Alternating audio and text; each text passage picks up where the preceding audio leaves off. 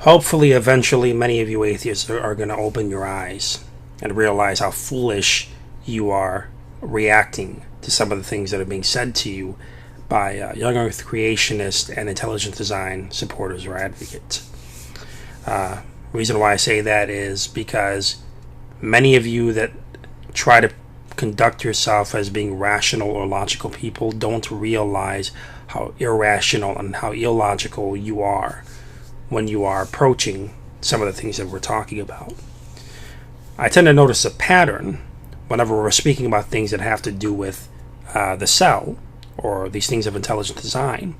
I will talk about, for example, DNA, how it's a computer code and how it operates like a computer code or like a sequential type of information that we develop as intelligence.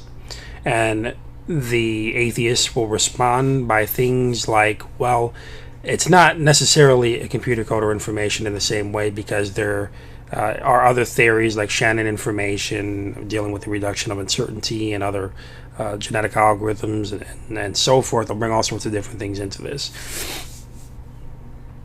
And they'll try to push it under the rug, and they're inaccurate and they're wrong about that. And I'll try to help confirm why I'm right about what I'm saying by breaking it down, explaining the operation, why it's the same, and helping to bring in other people like Craig Venter or Richard Dawkins who say the exact same thing that I do, only denying the conclusion.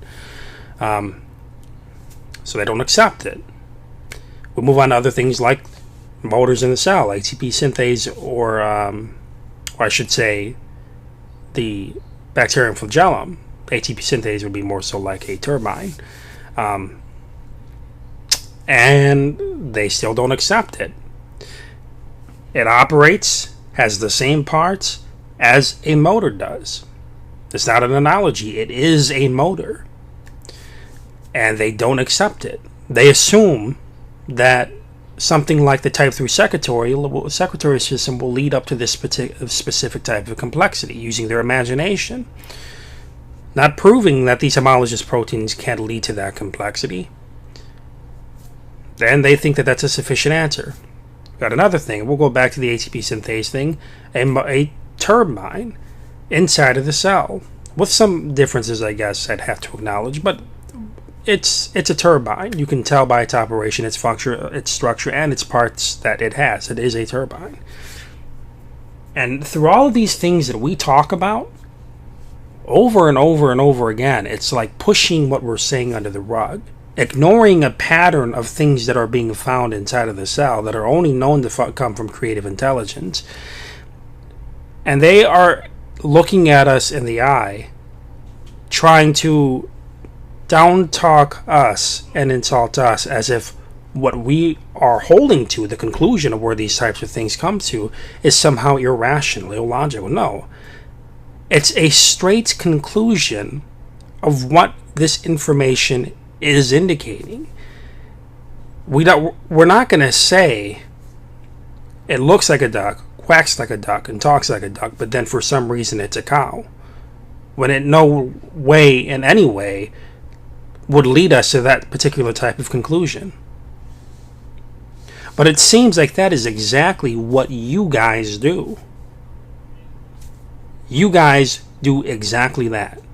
I've been asking repeatedly, over and over and over again, as where the evidence would be in a causal way to prove that this mechanism of natural selection and mutation can lead to a specific complexity of the effect of turbines or motors like the bacterium flagellum or ATP synthase.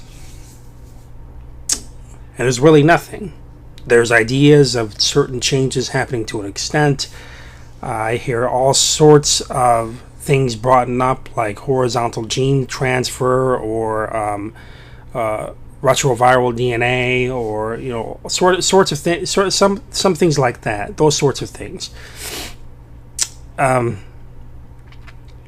afterwards, after we're finished talking and breaking these things down, I go back to the question, and the question isn't answered. So I want you guys to understand something right now. You need to open your eyes and realize that we're not the ones that are wrong here. We're standing by the only evidence that's actually available. Intelligence has produced these things.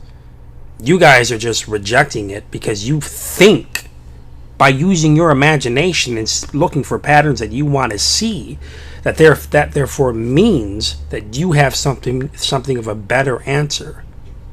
But in this case, we're the ones that are actually following the science. And this is the reason why you guys, the way that you approach the situation is not science, it's a faith.